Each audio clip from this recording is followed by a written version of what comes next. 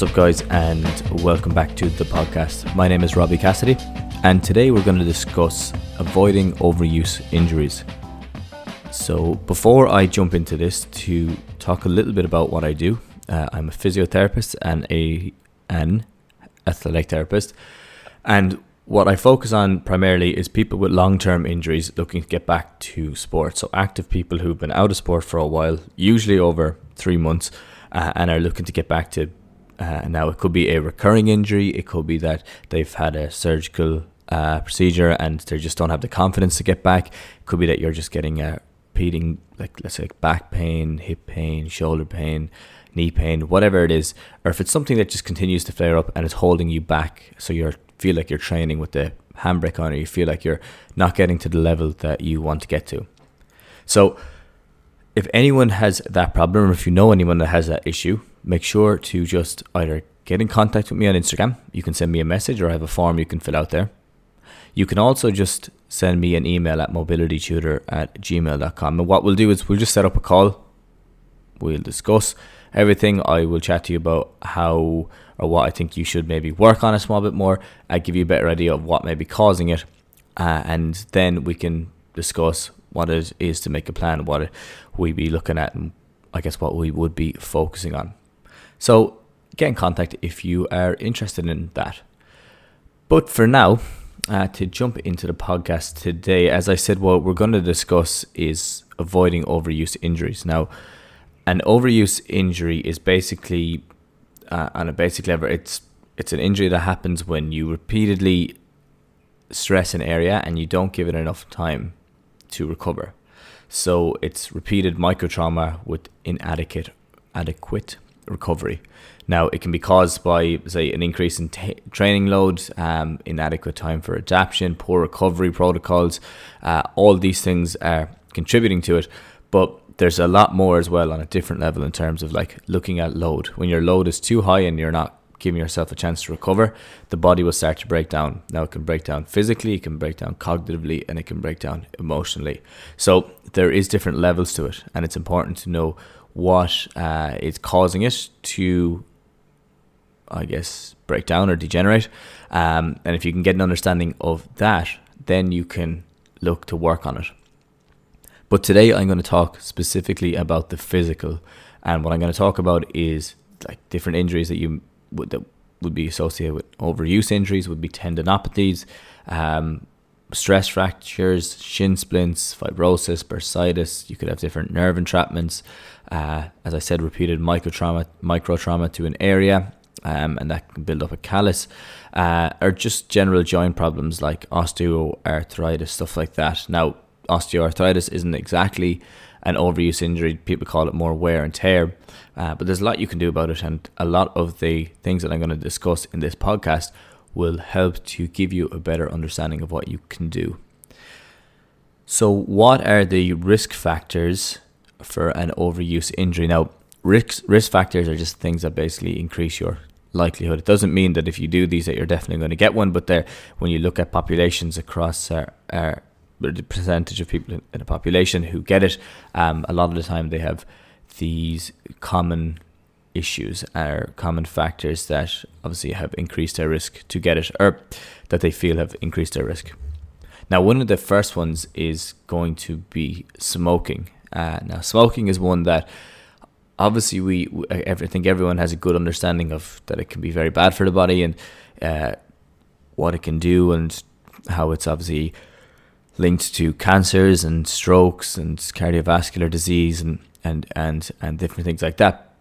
But when it comes to an overuse injury, the reason it's such an issue is that it affects the healing process, and affects the healing process at specific areas that need, let's say, nourishment, that need to regenerate, and that need to, I guess, adapt to the stress that's been put on them.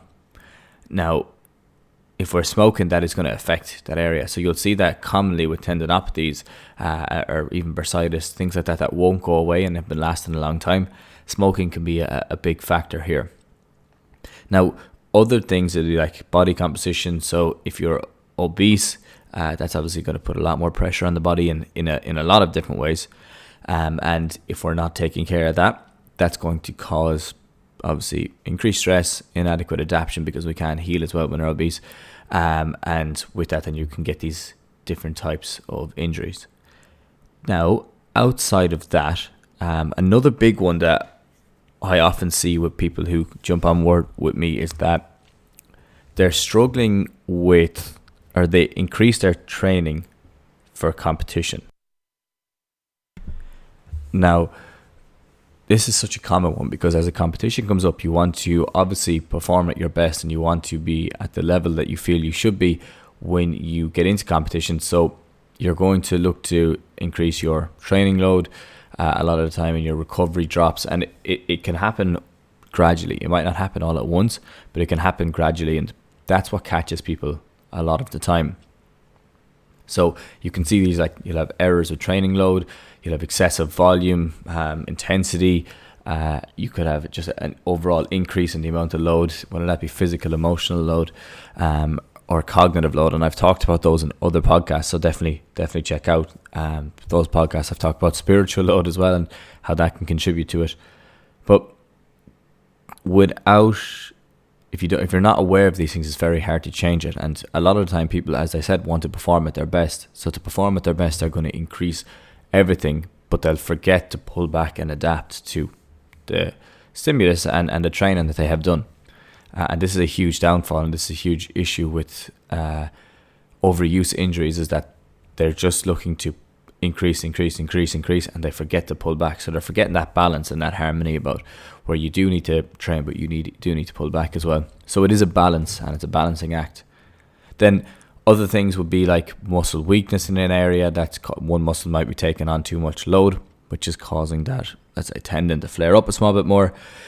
It could be that it's from previous injuries, so your mechanics have slightly changed. Now, with this one, it's generally acute, and what I mean by acute is it's generally right after it happens that you get these overuse injuries with a change in mechanics, because when you change your mechanics, your body adapts to that change, and over time then it's better able to handle that change. So what I mean when I say changing in mechanics a lot of the time is like an ankle injury. This is an example I find, or I often see, is if someone sprains an ankle on the outside, you'll notice that up along the calf, like let's say the outside of the calf, and that will start to give trouble. Okay, and the peroneals specifically, the muscles are the ones I'm talking about. I suppose they're not really on the calf. When I say that, they're more on the anterior aspect or on the lateral aspect of the side.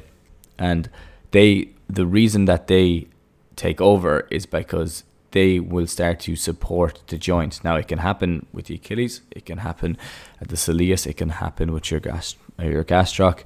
But the one I'm talking about is when someone rolls their ankle a lot of the time and they get back training really quickly, they'll find that those muscles, their foot everters, start to kick up. Okay, and it's just above the ankle bone on the outside. You might start to feel it there, or even all the way up along your shin. But it will. The reason is that they are obviously trying to support the joint as you run and as you move, and they're taking on too much load. So that's how previous injury can acutely cause an overuse injury, is if you continue to train on that, then the overload in pressure will cause that to degenerate or break down.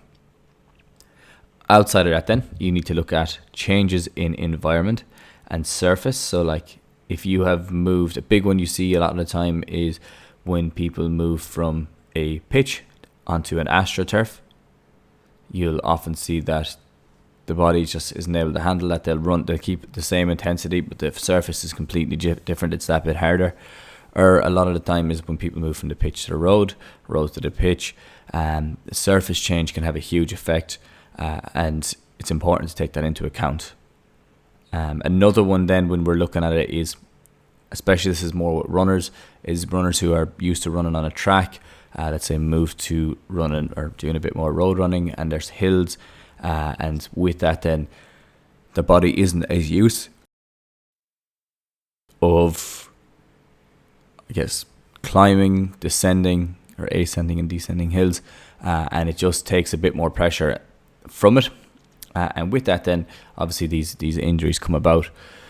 So as I was saying, like, what injuries are you looking out for? It's mostly tendinopathies. You can get stress fractures, especially with running, or repetitive sports.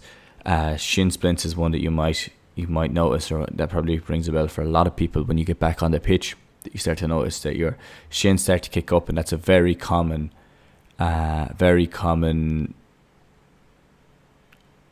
issue when people increase their activity too much.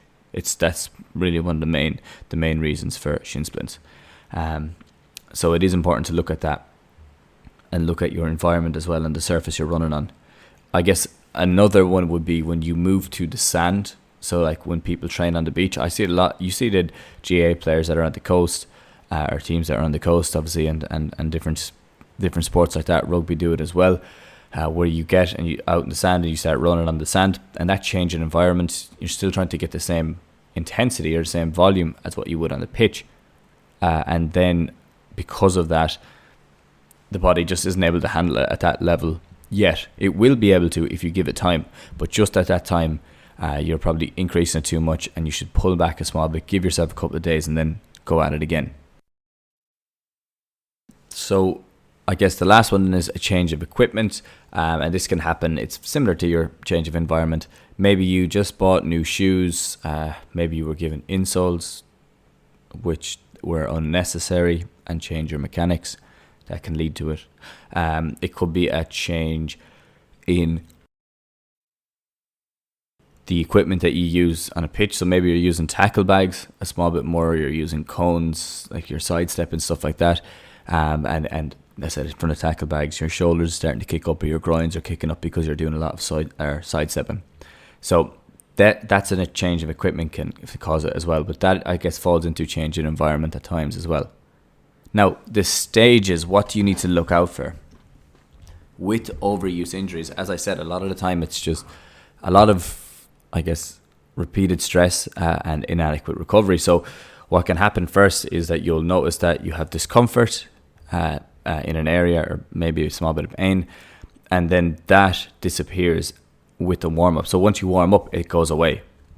Okay, so that's kind of the first stage of an overuse injury, and it's really important to look out for that. The second one then is when it disappears during the warm-up, but then it actually starts to kick up again at the end of a session. So this is stage 2.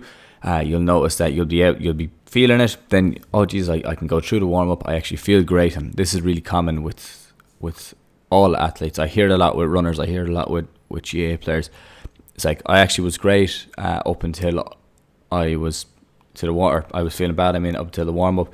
Then I was feeling great after that, all the way through until the end of the session. Then we might have done a bit of running at the end of the session, or might have done a bit of running, or sprinting, I should say. And then after that, then I just noticed it to really, it was affecting me, so I had to step out, or I pushed through it. Is another one as well. And then you'll get it it'll, I guess, develop into the stage 3, which is discomfort at the onset of activity, and it starts to get worse during activity, and that's a kind of a more severe stage, and hopefully people will have picked up on it before this, and then it'll get up to the point that it's just pain and discomfort all of the time. Okay, and your rehab should be tailored to the stage that you're at. So if you're able to get through a training session, you'll need to, I guess, it's probably you need to look at minimizing your load and doing what you can, and then assessing what it's like after. But if it gets to the point that it's just pain and discomfort all the time, then that's probably at the stage that you need to remove yourself from that activity, or as much as possible from the aggravating activity, and build up a bit of strength, work on your mobility, and then build up a tolerance to that, and then return back to it again. But I guess, and as I talk through this podcast, you'll hear me discussing what you should and shouldn't do. It is important to obviously meet your physio or your athletic therapist or your medical professional and chat to them about it. That's going to be really important first, as opposed to just trying to figure this out on your own. And I really do push that. I'm basically highlighting a lot of things here, and I highlight what you can do for it, but it is important to reach out to a healthcare or medical professional with these issues, so you know you're on the right path, and then you're not just dragging it out then for months on end trying to get the same thing fixed and just not performing at your same level, or at your best level, I should say. Now, I guess when you're looking at managing it, you're looking at improving it. With it, I would always say you need to identify and address what the cause of it is. Okay, and with that, I mean you need to assess your full load. So, is it just training volume has increased? Are you trying to get extra gym sessions and then extra sessions in during the week? So now you're skipping out on a rest day, or you might not have any rest day at all. Are you also, when you are doing that, are you still working? Have you a physical job, or are you sitting down all day at a computer or whatever it is? Or have you a very demanding job that you're working with kids? Or you might be working with people. And it takes a lot from you cognitively, emotionally. It takes a lot from you, like looking at it with people, I guess, who are in very like demanding jobs would be people like nurses, where it does take a lot from you cognitively. It does take a lot from you emotionally as well. And then physically, you're running all the time. So that's another one. Construction workers, where you're lifting, you're carrying, you're moving, are other big ones. And I'm just naming ones that come to mind now, and ones that I have seen in the past. Teachers are another big one, especially teachers of people with, or teachers of younger children, where you're on your feet all the time and you're running over and back and you're just trying to get things done. And then when you're looking at other ones, it's obviously like people that are working in engineering fields or that are on sites and stuff like that as well. So there's a lot of occupations that can contribute to this, and I'm not going to be able to name them all now, but you should know yourself what it is. And the other thing is, when I say assess your load fully, if you have a certain job that cognitively takes a lot out of you and emotionally takes a lot out of you, maybe not physically, maybe you're sitting down a lot of the day, but it could be you're in a workplace that it's a high stress environment. Maybe you don't get on with the people that you work with. Maybe you're looking at changing jobs soon, so you're just not so you're not enjoying your time there. So work dissatisfaction is a huge one with this. All those can contribute to it because they take a lot of energy from your body, and that energy could be used for healing, and it's been moved and it's been used for something else. So that's why you have to assess it fully. Main goal at the start is you're obviously looking to reduce pain and reduce inflammation and promote healing and prevent complications. That's kind of the overarching goal of what you're trying to do all the time. But you are looking to restore normal use of the injured area, and you are looking to get back into your sport or activity as quickly as possible at a safe rate, obviously, but that you're not out so long that you're going to get these deconditioning, that you're at risk of trying to catch up too fast and then catching or risk injuring it again, or it reoccurring. So with that, you will need to have a return to sport strategy. And this can be dictated a lot by the symptoms you're getting, by the issues you're having. It could be that, as I was saying, you look back at the stages and you have to break down the stages into a bit more detail and look at that and see how you can manage your plan and work on your plan around that. That's really important. You need to have a return to sport strategy or return to play plan. And if you don't, it can be difficult to return to activity. Now that's the same as if you are, when I say return to sport, that's the same as if you're getting back out on a pitch. It's the same if you're getting back out on the road running. You might be getting back swimming, or you could be just getting back to the gym as well and just getting back into high intensity activity. That could be the next one as well. Like you don't have to differentiate with that. It's just you need to progress yourself into it at times. So with it, you should obviously look to reduce aggravating activities, and reduce being the word. Complete rest has actually been found to be ineffective, and in some situations it can be worse, that you get that deconditioning, and then when you try to get back at it, it's a lot worse. You do need to promote healing, so I would say avoid complete rest and just reduce your aggravating activities and look to build from there. You're obviously looking at basic movements, range of motion exercises, just to get the joints around the area working, make sure everything is moving. And then you're looking at including strength where possible. So you need to look at different types of strength. So your isometric, different types of exercise, I should say. your isometric, your eccentric. You're looking at, let's say, carries, presses, push, pull, deadlifts, like so many different things that you can do. But it needs to be specific to the exercise or to the work that you are doing or what you need to try to get back to doing. And just isolating the area is not the right option. You need to isolate and then also make sure that you work and integrate, work everything together. And then when you are pushing and you are training hard, you need to make sure that you are recovering and you're recovering as much as you're training. At the start, it might be train hard and recover longer.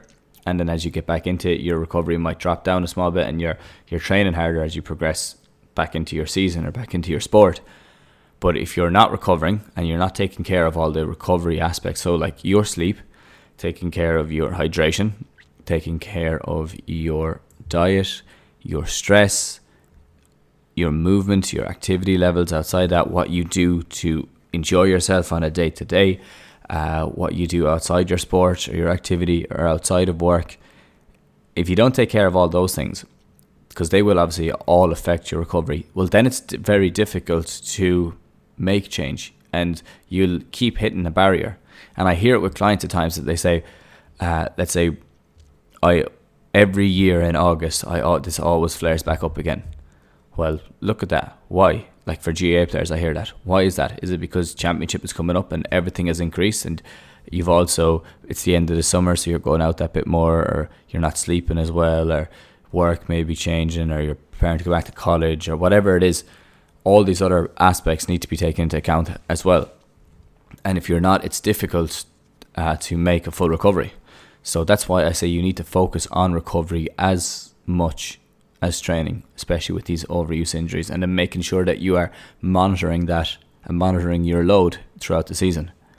And it could be worth just having a diary. If you are prone to overuse injuries, having a diary that just tracks sleep, tracks hydration, tracks diet maybe, and also look at your load and your training history week in, week out. That's another big one.